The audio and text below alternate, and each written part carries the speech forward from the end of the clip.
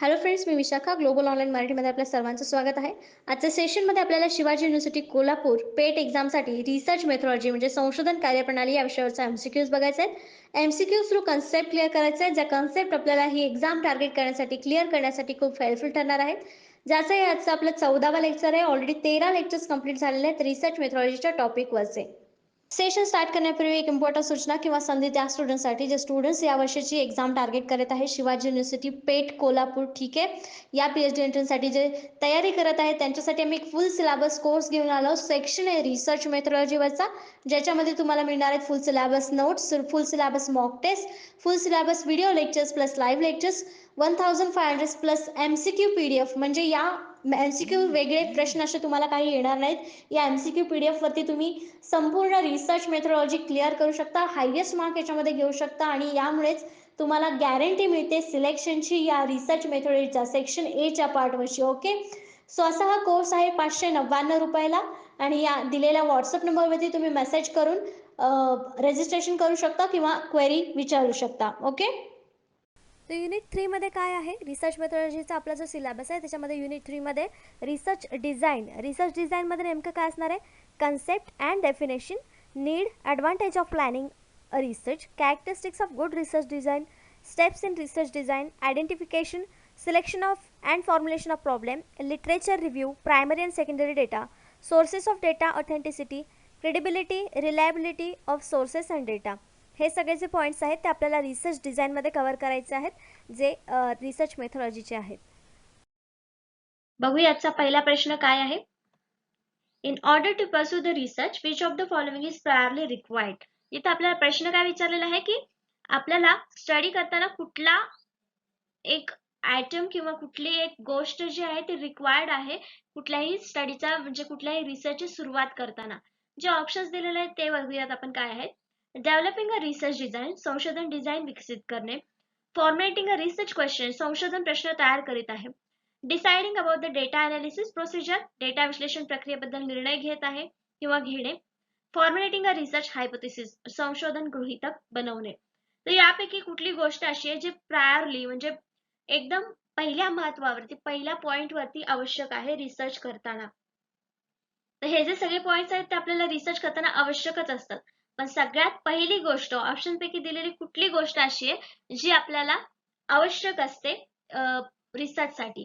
तर बघूया, developing a research develop करणं तेवढं महत्वाचं आहे का त्याला आपण फर्स्ट नंबरला ठेवू शकतो का? नाही. दुसरं काय, फॉर्म्युलेटिंग अ रिसर्च क्वेश्चन. तर ही जी गोष्ट आहे रिसर्च क्वेश्चन तयार करणं, तर ही सगळ्यात प्रायरली रिक्वायर्ड गोष्ट आहे रिसर्च साठी. जर आपल्याकडे क्वेश्चनच नसेल तर आपण रिसर्च कशावर करणार. मग आपलं करेक्ट क्वेश्चनचा आन्सर काय असणार इथे, formulating a research question. Formulating a research question म्हणजे संशोधन प्रश्न तयार करणे ही सगळ्यात महत्वाची गोष्ट आहे कुठलाही रिसर्च करण्यासाठी. म्हणून आपलं करेक्ट आन्सर इथे बी आलेला आहे.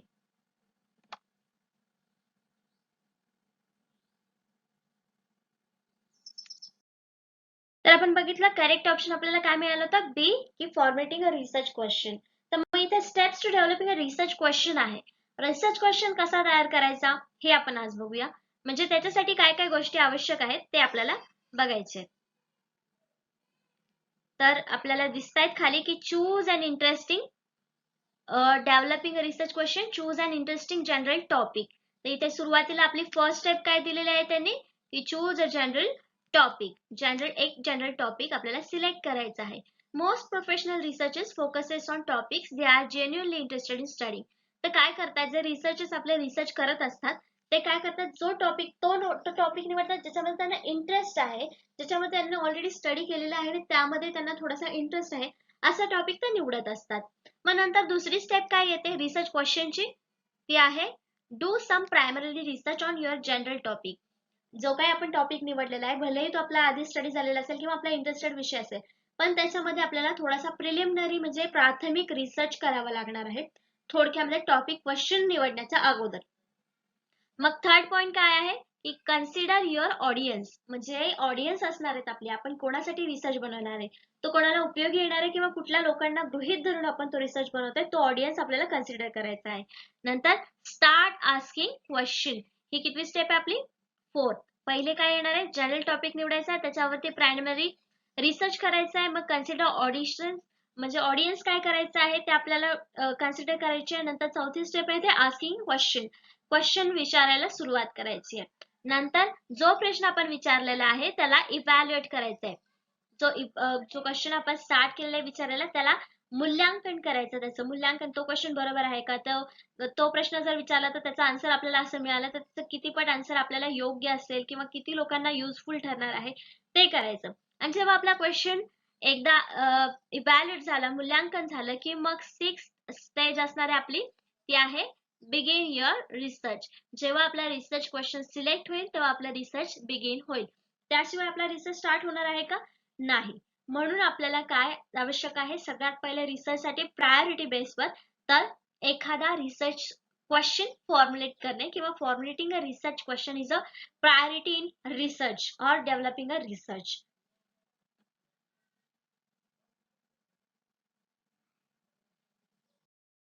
नेक्स्ट क्वेश्चन बघतोय आपण सेकंड नंबरचा. Which of the following does not correspond to the characteristics of research? तर खाली काय ऑप्शन्स दिलेले आहेत, ती वैशिष्ट्य आहेत रिसर्चची, तर त्यापैकी कुठल्या एखाद्या रिसर्चचं कॅरेक्टरिस्टिक्स नाहीये हे आपल्याला सांगायचं आहे. पुढीलपैकी कोणते संशोधन वैशिष्ट्यांशी संबंधित नाही आपल्याला सांगायचं. तर आपण बघतोय आता कुठले कुठले पॉइंट्स आहेत ते. Research is a not passive. त्या ऑप्शन मध्ये काय दिलेलं आहे आपल्याला, research is a not passive म्हणजेच ते काय आहे, ऍक्टिव्ह आहे. म्हणजे हे आपलं जे आन्सर आहे, रिसर्च ऍक्टिव्ह आहे, हे आपलं जे स्टेटमेंट आहे ते बरोबर आहे. म्हणजे हे आपल्या संशोधनाचं कॅरेक्टरिस्टिक्स आहे, वैशिष्ट्य आहे. नेक्स्ट काय दिलंय, रिसर्च इज अ सिस्टमॅटिक, संशोधन हे पद्धतशीर आहे. तिसरं दिलंय research is a not problem oriented and research is a not process, हे दिलेलं आहे. तर आपण बघूया, एक एक स्टेटमेंट चेक करूया. जसं की पहिलं बघितलं की रिसर्च इज नॉट पॅसिव्ह म्हणजे ते ऍक्टिव्ह आहे, संशोधन निष्क्रिय नाही, ते सक्रिय आहे, म्हणजे आपल्या बरोबर आहे वैशिष्ट्य. सेकंड काय दिलेलं आपल्याला, रिसर्च इज अ सिस्टमॅटिक, संशोधन ही पद्धतशीर आहे. सिस्टमॅटिक आहे कारण त्याच्यामध्ये स्टेजेस दिलेला आहे. जसं की पहिले आपल्याला रिसर्च क्वेश्चन फॉर्म्युलेट करायचा आहे, त्याच्यानंतर त्याच्यावरती प्रायमरी बेस्ड माहिती गोळा करायची आहे, म्हणजे डेटा कलेक्शन करायचं आहे. अशा वेगवेगळ्या स्टेप आहेत आपल्या बरोबर. मग हे जे पद्धतशीर करण्याच्या स्टेप्स आहेत, म्हणजेच आपण संशोधन पद्धतशीर करतोय, सिस्टमॅटिकपणे करतोय, म्हणजे हे पण आपलं स्टेटमेंट जे आहे ते कसं आहे, बरोबर आहे इथे. म्हणजे हे पण वैशिष्ट्य आहे रिसर्चचं. नेक्स्ट काय, research is a not problem oriented, संशोधन ही समस्या प्रधान नाही. मग हे सुद्धा आपलं कसं बरोबर आहे का, तर समस्या प्रधान नाहीये, त्याच्यावरती सोल्युशन शोधण्याला संशोधन हे व्हॅल्यू देत असतं. म्हणजे जो काय आपण रिसर्च क्वेश्चन निवडलाय तर सोल्युशन शोधणं हा त्याचा मेन मोटो असतो एखाद्या रिसर्चचा. म्हणजे आपलं हे स्टेटमेंट कसं आहे, हे स्टेटमेंट आपलं एक करेक्ट स्टेटमेंट आहे असं आपण म्हणू शकतो, करेक्ट स्टेटमेंट. आणि डी जे आहे, research is a not process, संशोधन ही प्रक्रिया नाही.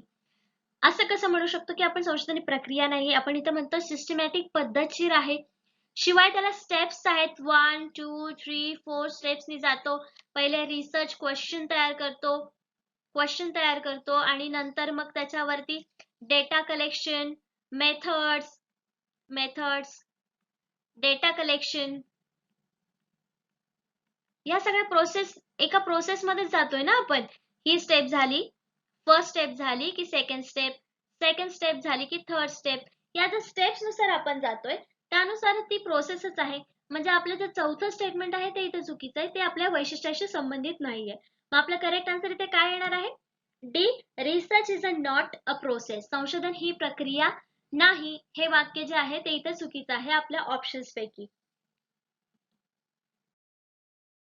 तर आपल्याला इथे काही कॅरेक्टरिस्टिक्स दिलेत ते आपण बघतोय आता, की रिसर्चचे कॅरेक्टर्स बघले, रिसर्च इज नॉट प्रोसेस हे आपला करेक्ट आन्सर होता, करेक्ट ऑप्शन होता डी. आणि कॅरेक्टरिस्टिक्स ऑफ रिसर्च आपल्याला काय बघायचे आहेत, जे आहेत फर्स्ट दिलेलं आहे ते आहे research should focus and priority problems वरती सुरुवातीला फोकस केलेला पाहिजे, त्याच्यावरती सोल्युशन शोधणं हे त्याचा महत्वाचा मोठो आहे.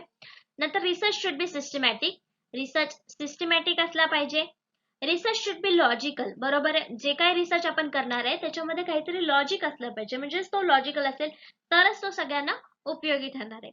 रिसर्च शुड बी रिप्रोडक्टिव्ह, हे झालं आपलं चौथं वैशिष्ट्य. कारण जर त्याच्यामध्ये काय प्रोडक्शनच नसेल तर त्याचा काय उपयोग होणार, कारण प्रोडक्शन आपण रिसर्च करून नाही, म्हणजेच तो काहीतरी रिप्रोडक्टिव्ह असले पाहिजे.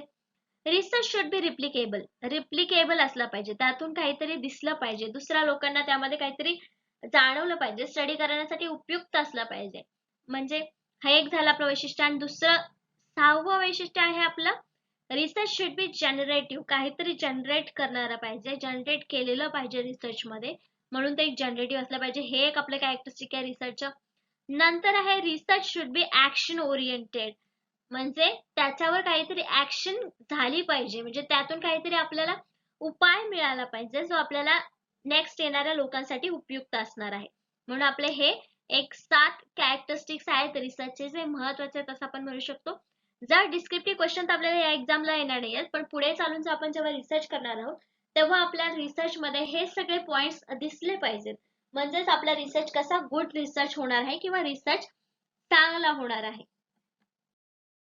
तर आपण नेक्स्ट क्वेश्चन बघतोय 3rd नंबरचा. Why do you need to review the existing literature, विद्यमान साहित्याचे पुनरावलोकन का करावे लागते?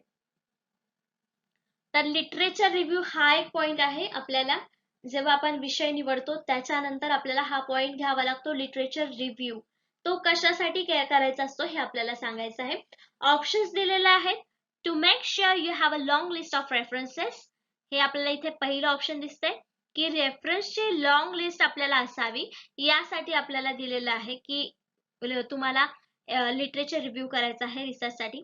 दुसरा आहे because without it you could never reach to required word count, म्हणजे शब्दांची संख्या वाढवण्यासाठी आपण रिसर्च करतोय किंवा लिटरेचर रिव्ह्यू करतोय. नेक्स्ट आहे to find out what is already known about your area of interest, म्हणजे जो काही तुमचा इंटरेस्ट आहे किंवा तुम्ही जो निवडलेला विषय आहे त्याच्याबद्दल आधीच काहीतरी माहिती आहे, यासाठी तुम्हाला आधी काय माहिती दिलेली आहे का हे शोधण्यासाठी तुम्हाला लिटरेचर रिव्ह्यू करायचं आहे. आणि नेक्स्ट ऑप्शन आहे to help your general studies, आपल्या सामान्य अभ्यासात मदत करण्यासाठी. तर आपण बघूया एक एक पॉइंट्स की इथे दिलेले की लॉंग लिस्ट ऑफ रेफरन्सेस, संदर्भाची एक लांब यादी असण्यासाठी. हा काय पॉझिटिव्ह पॉइंट आहे का आपल्या रिसर्चसाठी? नाही. मग हे जे आपला आन्सर असणार आहे का? नाही. नेक्स्ट काय आहे? Because without it you could never reach to the required word count. तर इथे जो वर्ड दिलेला आपल्याला रिक्वायर्ड वर्ड काउंट, काय दिलेलं आहे? Required word count. तर वर्ड काउंट साठी आपण कधीच लिटरेचर रिव्ह्यू करत नाही, फक्त आपल्या शब्दांची संख्या वाढावी म्हणून आपण रिसर्च लिटरेचर रिव्ह्यू करतो का? नाही. मग to find out what is already known about your area of the interest, कदाचित हे आपला आन्सर असू शकतं, आपण याला स्टार करू शकतो, पण नेक्स्ट ऑप्शन आपल्याला अजून चेक करायचं आहे. मग नेक्स्ट ऑप्शन काय? To help in your general studies, आपण बी ला इथे काट मारू म्हणजे आपले कुठले ऑप्शन चॉईस करायचे ते लक्षात राहील. To help your general studies, आपल्या सामान्य अभ्यासात मदत करण्यासाठी. सामान्य अभ्यासात मदत करण्यासाठी लिटरेचर रिव्ह्यू रिसर्च मध्ये करणं आवश्यक आहे का? नाही. तो एवढा व्हॅलिड पॉइंट दिसत नाही. मग आपल्या इथे करेक्ट आन्सर काय येणार? आपल्याला सगळ्यात करेक्ट ऑप्शन इथे काय दिसत आहे?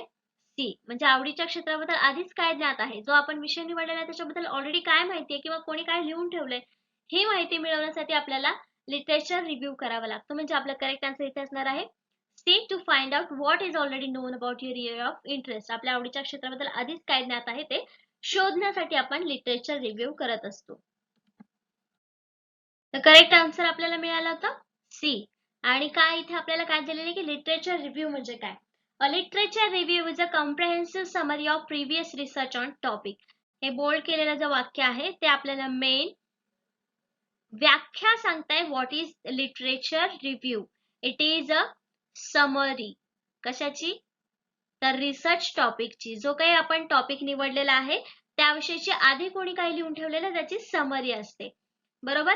The literature review surveys scholarly articles, books and other sources relevant to the particular area of research. तर हा जो लिटरेचर रिव्ह्यू आहे तो कुठून कुठून करू शकतो आपण, कुठले कुठले सोर्सेस वापरू शकतो? तर आर्टिकल्स, त्याच्यानंतर books and other sources relevant to the particular area, म्हणजे आपण तिथे न्यूजपेपर घेऊ शकतो किंवा मॅगझिन्स घेऊ शकतो. हे सगळे जे गोष्टी आहेत ते आपण लिटरेचर रिव्ह्यू मध्ये सोर्स म्हणून वापरतो. आणि to review should enumerate, describe, summarize, objectively evaluate and clarify his previous research. तर या रिव्ह्यू मध्ये आपल्याला म्हणजे हा रिव्ह्यू जो आहे तो आपल्याला रिसर्च मध्ये मांडावा लागतो आणि तेव्हा तो आपण काय करायचा असतो, तो छोटा करायचा असतो, चांगल्या प्रकारे विश्लेषण त्याचं करायचं असतं, समराइज म्हणजे सारांश त्याचा लिहायचा असतो, वस्तुनिष्ठ जे ओरिजिनल आधी लिहिलेलं आहे तेच लिहावं लागतं आपल्याला, नंतर मूल्यांकन करायचं असतं त्याचं, म्हणजे तो आपल्या रिसर्च मध्ये कसा यूज करतोय आपण किंवा ऑलरेडी त्याच्यावर काय माहिती दिलेली आहे हे त्याची माहिती आपल्याला सांगेल. नेक्स्ट क्वेश्चन आहे 4th नंबरचा, how would you define the research process? संशोधन प्रक्रिया तुम्ही कशी परिभाषित कराल? तर आपल्याला माहिती आहे, आपण बघितलं लास्ट क्वेश्चन मध्ये की research is a process. Process नाही जिथं म्हटलं ते आपलं ऑप्शन चुकीचं होतं. मग इथे आपल्याला काय करायचं आहे की रिसर्च प्रोसेसला आपण काय म्हणू शकतो आपल्या भाषेत, म्हणजे आपल्याला काय समजलं की रिसर्च प्रोसेस म्हणजे काय हे सांगायचं आहे ऑप्शन्स पैकी. तर ऑप्शन्स आहेत, ही researcher's plan of action to be followed when carrying out research. संशोधकाची कृती करण्याच्या योजनेचे संशोधन चालू असताना त्याचे अनुसरण करणे. A method of collecting research data. संशोधन डेटा गोळा करण्याची एक पद्धत आहे. The stages or steps to researchers follow in carrying out the research project. संशोधन प्रकल्प पार पाडण्यासाठी खालील चरण किंवा प्रोजेक्ट पूर्ण करण्यासाठी काही स्टेप्स वापरतो. The account of the study, the researchers will write at the end of the study ready for publication. संशोधकाच्या अभ्यासाचा अहवाल अभ्यासाच्या शेवटी प्रकाशनासाठी तयार होईल. याला आपण संशोधन प्रक्रिया म्हणतो का? यापैकी कशाला आपण म्हणू शकतो? तर ऑप्शन्स पैकी बघूया आपण कुठले कुठले ऑप्शन्स काय काय सांगतायत. तर इथे सांगताय की research plans of action would be followed by carrying out the research. संशोधकाची कृती करण्याच्या योजनेचे संशोधन चालू असताना त्याचे अनुसरण करणे. अनुसरण करणे म्हणजे संशोधन प्रोसेस आहे असं आपण म्हणू शकतो का? नाही. मग हे आपलं ऑप्शन नाही. अ method of collecting data. Data collection करणे फक्त म्हणजे रिसर्च प्रोसेस आहे का? नाही. रिसर्च प्रोसेस मध्ये बऱ्याच अजून स्टेप आहेत किंवा स्टेजेस आहेत हे आपल्याला माहिती आहे. मग इथे फक्त method of data collection he process नाही, म्हणजे हे सुद्धा ऑप्शन चुकीचं आहे. मग सी काय दाखवतोय, the stages or the steps. Stages and the steps. Process म्हणले की तिथं स्टेजेस अँड स्टेप्स आल्या, म्हणजे आपलं हे करेक्ट ऑप्शन वाटतंय. पुढे बघूया, the researchers follows in carrying out the research project. म्हणजे रिसर्च प्रोजेक्ट जो आहे तो कम्प्लीट करताना काही स्टेजेस आणि स्टेप्स तिथे वापरलेले आहेत, म्हणजे तिथे एक प्रोसेस कम्प्लीट झालेली आहे. मग आपलं हे करेक्ट आन्सर असू शकतं का? अशा प्रकारे आपण व्याख्या करू शकतो की रिसर्चची, की रिसर्च प्रोजेक्ट करताना काही स्टेप्स आणि स्टेजेसचा वापर करणं किंवा त्याला फॉलो करून एक रिसर्च प्रोजेक्ट कम्प्लीट करणं, याला आपण रिसर्च प्रोसेस म्हणतो, असं म्हणू शकतो की नाही? मग आपल्या इथे करेक्ट आन्सर असणार आहे सी. म्हणजे या प्रश्नाचं उत्तर आपल्याला इथे सी मिळालेलं आहे. आणि डी ऑप्शन का नसणार आहे? कारण त्यांनी फक्त सांगितलं की प्रकाशनासाठी शेवटी तयार झालेला असेल अहवाल. ही प्रोसेस आहे का? नाही. जेव्हा जेव्हा आपल्याला प्रोसेस बद्दल प्रश्न येईल तेव्हा आपल्याला लक्षात ठेवायचं की स्टेजेस आणि स्टेप हे प्रोसेस मध्ये असतात आणि त्या पर्टिक्युलर रेंज मध्ये किंवा पर्टिक्युलर एका सायकल मध्ये त्या चाललेल्या असतात, त्याला आपण एक प्रोसेस म्हणू शकतो. करेक्ट ऑप्शन आपल्याला सी मिळालं होतं. मग त्याचं एक्सप्लेनेशन कसं देता येईल आपल्याला बघूया. The research process involves identifying, locating, assessing and analyzing information you need to support your research question. तर रिसर्च प्रोसेस काय आहे? तर आपल्या रिसर्च क्वेश्चनला सपोर्ट करण्यासाठी काही इन्फॉर्मेशन जे आहे ते आपल्याला विश्लेषण करायचं असतं, लोकेशन बघायचं असतं, असेस करायचं असतं, अनालायझिंग म्हणजे विश्लेषण करायचं असतं आणि ओळखायचं असतं काय आहे. तर रिसर्च क्वेश्चनला सपोर्ट करणारे हे काही स्टेटमेंट्स किंवा माहिती आपल्याला पुरवायचं असते, त्याला एक आपण रिसर्च क्वेश्चन असं म्हणू शकतो. And then developing and expressing your ideas. म्हणजे एकदा रिसर्च झाला, डेटा कलेक्ट झाला की आपल्या काय आयडिया आहेत त्याच्यामध्ये किंवा आपण ते करण्याचा हेतू काय आहे, त्यातून आपल्याला काय साध्य होणार आहे, हे आपण त्या रिसर्च ह्याच्यामध्ये टाकायचं आहे. The research process can be broken down into 7 steps. तर इथे काय सांगितलेलं आहे आपल्याला? रिसर्च प्रोसेस ह्या 7 स्टेप्स मध्ये पाडलेल्या आहेत. Making it more manageable and easier to understand. म्हणजे त्या स्टेप्स आपल्याला समजून घेण्यासाठी किंवा त्या स्टेप मध्ये रिसर्च कम्प्लीट बसण्यासाठी, रिसर्च व्यवस्थित येण्यासाठी या स्टेप्स आपण मांडलेल्या आहेत 7 स्टेप, ज्या आपण नेक्स्ट क्वेश्चन मध्ये जेव्हा येईल तेव्हा आपण बघणार आहेत. ह्या स्टेप्स आपण ऑलरेडी आधी बघितलेल्या आहेत. त्या स्टेप्स पण आपल्याला आवश्यकता असेल तर आपण आणखीन समजून घेऊया. पण ह्या स्टेप ज्या आहेत त्या आपल्याला मोर मॅनेजेबल रिसर्च जो आहे तो मोर चांगला मॅनेज करण्यासाठी किंवा अंडरस्टँड करण्यासाठी हे आपण स्टेजेस पाडलेले आहेत. नेक्स्ट क्वेश्चन आहे 5th नंबरचा, what does the term reliability indicates. आपण एका लेक्चर मध्ये बघितलं होतं रिपीटेबिलिटी काय आहे. रिलायबिलिटी म्हटल्यावरती आपण नॉर्मल जर त्याचा अर्थ घेतला तर मराठीमध्ये असा प्रश्न आहे, विश्वसनीयता या शब्दाचा अर्थ काय. विश्वास म्हटल्यानंतर आपण म्हणू शकतो की एखाद्या गोष्टी आपण डोळे झाकून विश्वास ठेवतो, म्हणजे ती गोष्ट आपल्याला माहिती आहे सत्य आहे असा विश्वास म्हणजे विश्वसनीयता किंवा रिलायबिलिटी असं म्हणतो. तर रिलायबिलिटी काय इंडिकेट करते, रिसर्च मध्ये ही टर्म काय इंडिकेट करते आपल्याला सांगायचं आहे. ऑप्शन्स आहेत, we can trust that research has been carried out to the high standard, आम्ही विश्वास ठेवू शकतो की संशोधन उच्च दर्जाचे केले जात आहे. That the result are accurate, की निकाल अचूक आहेत. The researchers can be trusted, की संशोधकावर विश्वास ठेवला जाऊ शकतो. That the tool of data collection can be regarded as measuring accurately and consistently, data संकलनाचे साधन अचूक आहे आणि सातत्याने मोजण्याचे मानले जाऊ शकते. तर रिलायबिलिटी म्हणजे आपण काय सांगू शकतो, फक्त ट्रस्ट, संशोधनात म्हणजे हाय क्वालिटीचा आहे संशोधन म्हणून त्याच्यावर विश्वास ठेवू शकतो असं आहे का रिलायबिलिटीचा अर्थ. नाही. मग आपलं हे करेक्ट आन्सर आहे का. नाही. मग इथे सेकंड आहे की निकाल अचूक आहेत म्हणून नाही. मग संशोधकावर विश्वास ठेवला जाऊ शकतो ह्याला रिलायबिलिटी म्हणतात का. नाही. तर आपल्या इथे करेक्ट आन्सर ऑलरेडी आपल्याला आलेला आहे, ते की that the tool of data collection, जे डेटा कलेक्शन साठी आपण टूल वापरलेले आहेत तेच अचूक आहेत हे आपण रिलायबिलिटी मध्ये दाखवू शकतो किंवा इंडिकेट करतं. जेव्हा आपण विश्वास ठेवतो किंवा एखादं संशोधन हे रिलायबल असतं, म्हणजेच त्याचे जे डेटा कलेक्शनचे टूल्स आहेत ते व्यवस्थित वापरले गेलेले आहेत आणि जेव्हा जेव्हा आपण तो रिसर्च लागू करून बघू तेव्हा ते योग्य असणार आहे, असा त्याचा रिलायबिलिटीचा अर्थ आपण इथे इंडिकेट करू शकतो.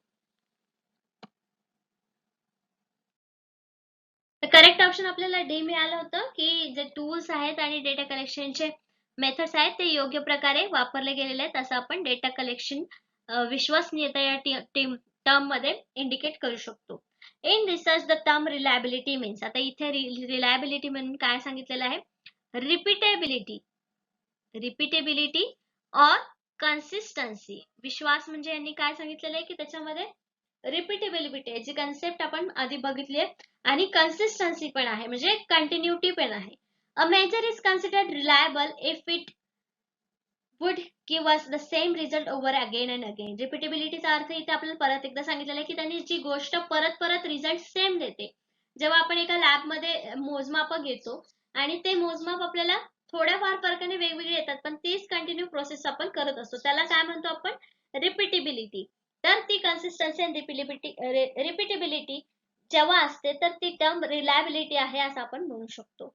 त्याच्यामध्ये विश्वास आहे किंवा विश्वासार्हता आहे असं आपण म्हणू शकतो. A measure is considered reliable if it would give us same result over and over again, assuming that we are measuring isn't changing. Let's explore in more detail what it means to say that measure is repeatable and consistent. तर काय सांगितलेलं आहे त्याने, मोर explain करताना काय सांगू शकतो आपण की जसं मी उदाहरण सांगितलं की एका लॅब मध्ये जर आपण एखाद्या ऍसिडचे किंवा एखाद्या रिएक्शनचे जर मेजर्स घेत असो, मोजमाप घेत असो आणि त्याच्यामध्ये आपल्याला रिझल्ट सेम येत आहे, 2 वेळेस 3 वेळेस 4 वेळेस कंटिन्युअस आपल्याला हा रिझल्ट सेम आलाय, तर ती रिपीटेबिलिटी आहे आणि ही टर्म रिलायबिलिटी मध्ये येते. कारण विश्वास ठेवू शकतो आपण, जेव्हा जेव्हा आपण हे परत करून बघतोय तेव्हा तेव्हा आपल्याला रिझल्ट सेम येतोय, मग ती रिलायबिलिटी तिथे आपल्याला दिसून येते. नेक्स्ट क्वेश्चन आहे 6 नंबरचा, data originally collected in process of investigation are known as. तर इथे आपल्याला विचारलेला आहे प्रश्न डेटा कलेक्शन वरती किंवा डेटाचे जे टाईप आहे त्याच्यावरती प्रश्न विचारलेला आहे. तपासणी प्रक्रियेमध्ये जमा केलेला डेटा म्हणून ओळखला जातो, कशाला म्हणतात. ऑप्शन्स आहेत foreign data, primary data, third data आणि सेकंडरी डेटा. तर ऑप्शन्स पैकी आपल्याला बघायचं आहे पहिला फॉरेन डेटा हा टाईप आहे का, नाही, म्हणजे हा जो ऑप्शन आहे तो आपला पहिलेच कट झालाय. नेक्स्ट आहे प्रायमरी डेटा, हे ऑप्शन आपलं असू शकतं. थर्ड डेटा, तिसरा डेटा, हे काय आपल्याला माहिती आहे का डेटा कलेक्शन मध्ये काही टाईप आहे वगैरे, नाही, म्हणजे हे पण आपलं ऑप्शन गेलं. सेकंडरी डेटा, दुय्यम डेटा, तर हे दोन जे ऑप्शन आहेत यापैकी आपल्याला करेक्ट आन्सर चॉईस करायचा आहे. तर त्यांनी काय सांगितलंय, data originally collected in process of investigation, म्हणजे ओरिजिनली हा डेटा जो आहे तो स्वतः आपण इन्व्हेस्टिगेट करतोय, तपासणी करतोय, रिसर्च करतोय तेव्हा आपल्याला मिळालेला आहे. मग लास्ट लेक्चर मध्ये आपण बघितलं होतं की प्रायमरी डेटा जो आहे त्याच्यामध्ये आपण स्वतः माहिती गोळा करत असतो, जो रिसर्चर आहे तो स्वतः इन्व्हेस्टिगेट करून स्वतः डेटा कलेक्शन करतो आणि माहिती मिळवत असतो, डेटा जमा करत असतो. मग याचा आन्सर आपल्याला काय असणार आहे, ऑफकोर्स प्रायमरी डेटा. बी हे आपलं इथे करेक्ट आन्सर असणार आहे. बी. कसं ते आपण बघितलं. मुलाखत घेतो त्यातून आपण जो डेटा मिळतो तो प्रायमरी डेटा असतो, कारण तो आपण स्वतः गोळा केलेला असतो. तेच जर मुलाखत आधी कोणीतरी घेऊन ठेवलेलं असेल आणि मग त्याचा वापर आपण आपल्या रिसर्च मध्ये करणार असेल तर तो सेकंडरी डेटा असेल. भलेही तो इंटरव्ह्यूच असेल, मुलाखतच असेल, पण तो ऑलरेडी कोणीतरी घेऊन ठेवलेला आहे म्हणून तो आपला सेकंडरी डेटा असणार आहे. मग इथे प्रश्नामध्ये आपल्याला दिलेला आहे की सुरुवातीला कोण कलेक्ट करतो आहे आणि तो डेटा कुठला आहे, तर तो प्रायमरी डेटा आहे. तर आपल्याला करेक्ट आन्सर मिळाला होता बी प्रायमरी डेटा. इथे परत सांगितलं की प्रायमरी डेटामध्ये काय काय येतं आणि सेकंडरी डेटामध्ये काय काय येतं. पण प्रायमरी डेटाचे एक्झाम्पल्स इथे दिलेले आहे. Primary data is a type of data is collected by research directly from the main source through interview. तर सांगितलं की प्रायमरी डेटामध्ये स्वतः रिसर्च जो आहे तो माहिती मिळवत असतो थ्रू इंटरव्ह्यू, सर्वे, एक्सपेरिमेंट्स म्हणजे प्रयोग, सर्वे किंवा मुलाखती यांच्याद्वारे ही माहिती मिळवत असतो. Primary data are usually collected from the source where the data originally originate from and are generated as a best kind of data research. तर इथे काय सांगितलेलं, ओरिजिनली कुठून हा डेटा मिळतो आपल्याला, जिथे बेस्ट सोर्स आहे किंवा बेस्ट काइंड ऑफ डेटा आहे तिथून आपण हा डेटा गोळा करत असतो, प्राथमिक डेटा गोळा करताना. Next, an example of primary data is national census data collected by the government. इथे त्यांनी आपल्याला काय दिलेलं आहे, एक्झाम्पल दिलेलं आहे. एक एक्झाम्पल दिलेलं आहे प्रायमरी डेटाचं. काय, तर नॅशनल सेन्सस, ज्याला आपण मराठीमध्ये बोलतो जनगणना. माहितीये कशी केली जाते, दर 10 वर्षांनी, दर 10 वर्षांनी ही केली जाते आणि त्याच्यामध्ये सगळ्या लोकांची माहिती कलेक्ट केली जाते थ्रू सर्वे. माहिती काय दिलेलं आहे, census data collected by the government, while an example of secondary data is that data collected from the online sources. तर हा जो डेटा आहे सेन्सस मध्ये गोळा केलेला डेटा जो आहे तो प्रायमरी डेटा होतो जेव्हा गव्हर्नमेंट हा डेटा जमा करत असते. पण तोच सेकंडरी डेटा म्हणून आपल्या रिसर्च मध्ये आपण वापरतो कधी, जेव्हा तो ऑनलाईन पब्लिश केला जातो आणि ऑनलाईन माहितीमधून डेटामधून तो डेटा आपण आपल्या रिसर्च मध्ये वापरतो, तेव्हा तो सेकंडरी डेटा होतो. The secondary data collected from online sources could be primary data collected by another researchers may need to access the census result. म्हणजे इथे आपल्याला सेन्सस रिझल्ट जो आहे तो जेव्हा गव्हर्नमेंट कलेक्ट करते तेव्हा तो प्रायमरी असतो आणि जेव्हा तो आपण ऑनलाईन वापरतो, कसा वापरतो, ऑनलाईन ती माहिती वापरतो किंवा त्याचा आपला रेफरन्स आपण आपल्या रिसर्च मध्ये देतो तेव्हा तो सेकंडरी होतो. कळालं आपल्याला इथे की प्रायमरी डेटा काय आहे आणि सेकंडरी डेटा काय. तर प्रायमरी डेटा हा कधीतरी सेकंडरी डेटा देखील होऊ शकतो. अशा प्रकारे आपण एक्सप्लेन करू शकतो प्रायमरी डेटा आणि सेकंडरी डेटा. तर नेक्स्ट क्वेश्चन आहे 7th नंबरचा, स्टॅटिस्टिकल एन्क्वायरी मीन्स. तर आपल्याला माहिती आहे की स्टॅटिस्टिक काय आहे, जे आपण आपल्या रिसर्च मध्ये आकड्यांची माहिती वापरण्यासाठी इथे वापरत असतो स्टॅटिस्टिक्स. तर स्टॅटिस्टिकल एन्क्वायरी मीन्स काय, सांख्यिकीय चौकशी म्हणजे काय हे आपल्याला सांगायचं आहे. ऑप्शन्स आहेत, it is science for knowledge, हे ज्ञानासाठी विज्ञान आहे. सर्च फॉर नॉलेज, ज्ञानाचा शोध घ्या. कलेक्शन ऑफ एनिथिंग, काहीही संग्रह.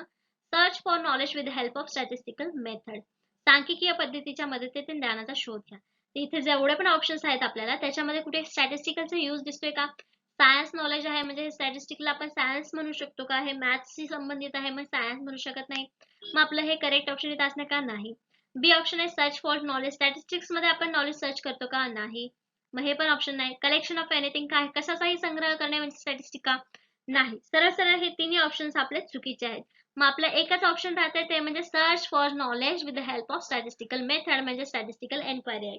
सांख्यिकीय चौकशी म्हणजे सांख्याशीच रिलेटेड असणार ना, मग आपलं करेक्ट ऑप्शन इथे एकच दिसतंय जे आहे research for knowledge with the help of statistical method. मग आपलं करेक्ट आन्सर इथे आहे डी, सांख्यिकीय पद्धतीच्या मदतीने ज्ञानाचा शोध घेणे म्हणजे स्टॅटिस्टिकल एन्क्वायरी, सांख्यिकीय चौकशी होय. तर करेक्ट ऑप्शन आपल्याला मिळालं तर डी, की सांख्यिकीय पद्धतीने केलेली चौकशी किंवा सांख्यिकीय माहितीची चौकशी, त्याला आपण सांख्यिकीय चौकशी असं म्हणू शकतो. इथे काय दिलेलं आहे त्यांनी, statistical enquiry means statistical examination. बरोबर आहे ना, पण स्टॅटिस्टिक तिथे वापरतोय म्हणजे तिथे काहीतरी एक्झामिनेशन पण असणार आहे स्टॅटिस्टिकलची, म्हणजे चौकशी म्हणजे examination. The person who conduct an investigation is referred to as investigator. जो पर्सन रिसर्चर आहे त्याला आपण इन्व्हेस्टिगेटर म्हणतो, तपासनीस असं म्हणतो. The investigator requires to help an enumerator who gathers data and respondent who gives the information about statistical examination. तर हे लोक काय करतात, एक डेटा गोळा करतात आणि त्यातून स्टॅटिस्टिकल एक्झामिनेशन करून स्टॅटिस्टिकल डेटा म्हणजे सांख्यिकीय माहिती इथे आपल्याला पुरवत असतात. तर त्या सगळ्याला आपण एकत्रितपणे स्टॅटिस्टिकल एन्क्वायरी असं म्हणू शकतो. नेक्स्ट क्वेश्चन बघूया 8 नंबरचा. Which of the following is not an example of official document? पुढीलपैकी कोणत्या अधिकृत कागदपत्रांचे उदाहरण नाही. तर काही माहिती आपल्याला जेव्हा आपण रिसर्च करत असतो तेव्हा आपल्याला अधिकृत ऑफिशियल डॉक्युमेंट्स म्हणजे अधिकृत कागदपत्रामधून आपल्याला माहिती घेणं रिसर्च मध्ये एक्सपेक्टेड असतं किंवा त्यातून घेतलेला जो डेटा आहे तो आपल्या रिसर्चला चांगला दर्जा प्राप्त करून देत असतो. मग इथे काय सांगितलेलं आहे आपल्याला की कुठलं एक्झाम्पल ऑफिशियल डॉक्युमेंट्स. ऑप्शन्स आहेत. ऑप्शन्स बघूयात काय काय आहेत. पहिला आहे a report of public enquiry into the government finances, सरकारच्या वित्त पुरवठ्यावर सार्वजनिक चौकशीचा अहवाल. A PhD students collection of interview transcripts, documentation from the pharmaceutical company about a new drug म्हणजे नवीन औषधाबद्दल फार्मास्युटिकल कंपनीकडून दस्तऐवजीकरण. A leaked memo from one member of parliament to the another, एका संसदेच्या सदस्याकडून दुसऱ्या सभासदाकडे गेलेला मेमो. इथे जे सगळ्याच माहिती पुरवणारे डॉक्युमेंट्स आहेत पण ऑफिशियल डॉक्युमेंट नाही किंवा त्याचा एक्झाम्पल नाही आहे आपल्याला प्रश्न विचारलेला आहे. मग इथे गव्हर्नमेंट कडून माहिती मिळते म्हणजे हे ऑफिशियल डॉक्युमेंट असणार आहे. इथे आपल्याला एखाद्या कंपनीकडून माहिती मिळते, कॉन्फिडेन्शियल माहिती मिळते म्हणजे हा सुद्धा आपला डॉक्युमेंट ऑफिशियल असणार आहे. इथे तर मेंबर पार्लमेंटचा आहे म्हणजे ही सुद्धा अधिकृत माहिती असणार आहे. मग एकच ऑप्शन जो आहे बी की PhD student collection of interview transcript, PhD विद्यार्थ्यांच्या मुलाखतीचा उतारा संग्रह हे काय ऑफिशियल डॉक्युमेंट असणार आहे का? नो. क्लिअर आपल्याला इथे करेक्ट ऑप्शन मिळालेला आहे की बी जे करेक्ट ऑप्शन आहे ते आपला आन्सर आहे. बी ऑप्शन आहे कारण पीएचडी विद्यार्थ्यांचा मुलाखतीचा संग्रह जे आहे ते ऑफिशियल डॉक्युमेंट नसणार आहे. हा तुम्ही त्याचा रेफरन्स घेऊ शकता पण ऑफिशियल डॉक्युमेंट म्हणून तिथे तुम्ही ह्याचा वापर करू शकत नाही डेटा कलेक्शन साठी. मग आपल्याला बी ऑप्शन करेक्ट मिळालेला आहे. मग त्याचं एक्सप्लेनेशन काय देऊ शकतो आपण. Research that uses personal and official document as a source material, म्हणजे रिसर्च जे आहेत ते काय करू शकतात, पर्सनल डॉक्युमेंटला आपण ऑफिशियल डॉक्युमेंट म्हणून सोर्स मटेरियल देऊ शकतो. Many include such things as newspaper, diaries, include such things as stamps, dictionaries, handbills, maps, government statistical publication, photographs, paintings, gramophones records, tapes and computer files. हे सगळे काय आहेत आपले official document आहेत किंवा ऑफिशियल डेटा सोर्सेस आहेत असं आपण म्हणू शकतो. पण पर्सनल कसं म्हणू शकतो, पर्सनल यूज साठी. हे ऑफिशियल डॉक्युमेंट्स कसे असू शकतात जेव्हा ते गव्हर्नमेंटने पब्लिश केलेले असतात किंवा एखाद्या कंपनीने पब्लिश केलेले असतात तेव्हा. बाकी ह्या ज्या गोष्टी आहेत आपण पर्सनल लेवल ऑफिशियल डॉक्युमेंट म्हणून यूज करू शकतो. नेक्स्ट क्वेश्चन बघतो 9th नंबरचा. In academic research at university level a verb best avoided in the research question. विद्यापीठ पातळीवर शैक्षणिक संशोधन प्रश्नामध्ये एक क्रियापद टाळले जाते किंवा टाळलं पाहिजे ते कोणतं ते आपल्याला सांगायचं आहे. ऑप्शन्स आहेत टू इस्टॅब्लिश स्थापन करणे, टू डिटरमाइन निश्चित करणे, टू आयडेंटिफाय ओळखणे आणि टू डिस्क्राइब. तर जेव्हा आपण विद्यापीठ पातळीवर संशोधन करत असतो म्हणजे हे सगळे जे आपल्याला ऑप्शन्स दिलेले आहेत यातला कुठला वर्ब आपण आपल्या जो आपण रिसर्च करणार त्याच्यामध्ये टाळला पाहिजे. कुठलेही हायपोथेसिस मांडताना किंवा सुरुवात करताना टू इस्टॅब्लिश एखाद्या गोष्टीची स्थापना करण्यासाठी असा स्टेटमेंट आपण स्टार्ट करू शकतो. टू डिटरमाइन म्हणजे एखादी गोष्ट निश्चित करण्यासाठी आपण रिसर्च मध्ये मांडू शकतो. टू आयडेंटिफाय म्हणजे एखादी गोष्ट ओळखण्यासाठी आपण स्टेटमेंट मांडू शकतो रिसर्च मध्ये. पण टू डिस्क्राइब म्हणजे एखाद्या गोष्टीचं विश्लेषण करणे. जेव्हा आपण नवीन रिसर्च करतो तेव्हा एखाद्या गोष्टीचं विश्लेषण आपण ते करणार नाही. म्हणजे कोणता वर्ड आहे किंवा कोणता वर्ब आहे जो आपण इथे वापरणार आहे तो आहे डी टू डिस्क्राइब वर्णन करणे. हा वर्ब आपल्याला तिथे टाळायचा आहे रिसर्च क्वेश्चन मध्ये. रिसर्चचा जेव्हा आपण प्रश्न किंवा समस्या निवडणार आहे तेव्हा टू डिस्क्राइब असं स्टार्ट नाही करू शकत आपण कारण रिसर्च करतोय नवीन माहिती त्याच्यामध्ये शोधणार आहे म्हणून हे क्रियापद तिथं टाळलं पाहिजे किंवा टाळलं गेलं पाहिजे. इथे आपल्याला करेक्ट ऑप्शन डी मिळालं होतं. Mata, this research question is the one of the most important part of your research project. Research question आपला इम्पॉर्टंट पार्ट आहे प्रोजेक्टचा हे तर आपल्याला माहिती झालं, कारण तो असेल तरच आपण पुढचा रिसर्च करू शकतो. प्रोजेक्ट, थेसिस और डेझर्टेशन म्हणजेच प्रबंध किंवा आपला जो आपण रिसर्च करणार आहे त्याचा महत्वाचा पार्ट आहे question. It's important to spend more some time assessing and refining your question before you get started. कुठलाही रिसर्च स्टार्ट करण्यासाठी सगळ्यात पहिले जास्त वेळ कशावर केला पाहिजे तर रिसर्च क्वेश्चन वरती, म्हणजे समस्या निवडण्यावरती जास्तीत जास्त वेळ गेला पाहिजे असं आपलं म्हणणं आहे किंवा रिसर्चचं महत्व आहे. The exact from your question will depends on the length of your project. तर जे काय आहे आपला क्वेश्चन तो आपल्या प्रोजेक्टच्या लेंथ वरती त्याच्यावरती डिपेंड आहे, आपल्या क्वेश्चन वरती. The type of research, the topic and the research problem, म्हणजे याशिवाय रिसर्चचा टाइप कुठला आहे, त्याचा टॉपिक कुठला निवडला आहे, म्हणजे रिसर्च क्वेश्चन मधला टॉपिक कुठला आहे, रिसर्च प्रॉब्लेम कसा आहे, यावरती देखील या गोष्टी डिपेंड करतात. But all research question should be focused. पण रिसर्च क्वेश्चन कसे असले पाहिजेत? Focused, specific, appropriately complex, relevant to the social and scholarly issue.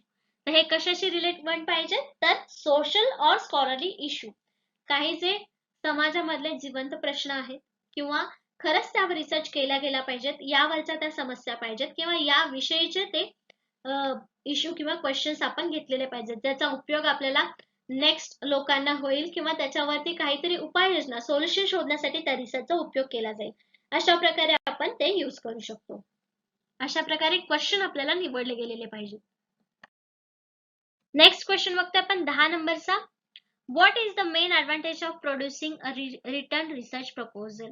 तर जे आपण रिसर्च करतो त्याचं रिटर्न प्रपोजल आवश्यक असतं. का असतं ते आपल्याला सांगायचंय. लेखी संशोधन प्रस्ताव करण्याचा मुख्य फायदा काय आहे किंवा ते का केलं पाहिजे. ऑप्शन्स आहेत हेल्प विथ क्रेडिबिलिटी, विश्वासार्हतेवर मदत करते. हेल्प टू इन्स्टिट्यूशन, संस्थांना मदत करते. इन्फॉर्म ऑल इंटरेस्टेड पार्टीज, सर्व इच्छुक पक्षांना माहिती देते. हेल्प्स कीप पीपल एम्प्लॉयड, लोकांना नोकरी ठेवण्यास मदत करतं. त्याचं करेक्ट आन्सर जे आहे ते आहे सी, कारण याच्यामध्ये सगळ्यात रिलेव्हंट ऑप्शन जो आहे फक्त विश्वासासाठी आपण देऊ शकतो का प्रपोजल नाही. मग इन्स्टिट्यूशनला मदत करण्यासाठी प्रपोजल असतात का नाही. तर प्रपोजल म्हणजे नेमकं काय असतं, जेव्हा आपण इंटरव्ह्यूला वगैरे जातो, आपल्याला रिसर्च करायचं असतं पीएचडीच्या वेळेला, तर ते प्रपोजल दिल्यानंतर समोरच्या व्यक्तीला माहिती मिळते की आपण नेमका कशावर रिसर्च करणार आहे, त्यासाठी ते प्रपोजल असतं. म्हणजे आपल्या इथं ऑप्शन सी मध्ये त्याचा मेन हेतू आपल्याला मिळालेला आहे. इन्फॉर्म ऑल इंटरेस्टेड पार्टीज, जे आपल्या रिसर्चसाठी इंटरेस्टेड आहेत त्या लोकांना माहिती देण्याचं काम. थोडक्यात आपला रिसर्च काय आहे याबद्दल माहिती देण्यासाठी हा आपण प्रपोजल यूज करत असतो. म्हणजे आपला मुख्य फायदा काय आहे ते लोकांना माहिती मिळते. करेक्ट ऑप्शन आपल्याला इथे सी मिळालेला आहे. तर आपल्याला करेक्ट ऑप्शन काय मिळालं होतं? सी मिळालं होतं. A research proposal is a concise and coherent summary of your propose research. तर रिसर्च प्रपोजल मध्ये काय असतं, आपली जी समरी असते किंवा आपण जो रिसर्च करणार आहे त्याबद्दलची समरी असते. It outlines the general area of study within your research falls, referring to the current state of knowledge and any recent data debates on the topic. म्हणजे जे काय आपण रिसर्चचा क्वेश्चन निवडलेला आहे तो आपल्या करंट सिच्युएशन मध्ये किती उपयुक्त आहे किंवा त्याचे रेफरन्स आपण कसे देऊ शकणार आहेत, जो टॉपिक आहे तो किती डिबेट मध्ये आहे, वादामध्ये आहे, हे सगळं समजण्यासाठी रिसर्च प्रपोजल आपल्याला तयार करावं लागतं. It also demonstrate the originality of your proposal research. म्हणजे काय असतं, जो आपण प्रपोजल देतो त्याच्यामध्ये आपला रिसर्च किती व्हॅलिड आहे, किती चांगला आहे, किती म्हणजे व्यवहार्य आहे हे समजण्यासाठी हा रिसर्च प्रपोजल आपण नेहमी तयार करत असतो. याच्यातून आपल्याला ही माहिती मिळत असते. तर अशा प्रकारे आजच्या सेशन मध्ये आपण 10 क्वेश्चन्स 10 कन्सेप्ट समजून घेतलेले आहेत रिसर्च डिझाईन मधल्या. नेक्स्ट लेक्चर मध्ये आपण नेक्स्ट टॉपिक वरचे 10 क्वेश्चन्स आणि त्याचे कन्सेप्ट समजून घेणार आहोत. आजच्या सेशन साठी धन्यवाद. थँक्यू.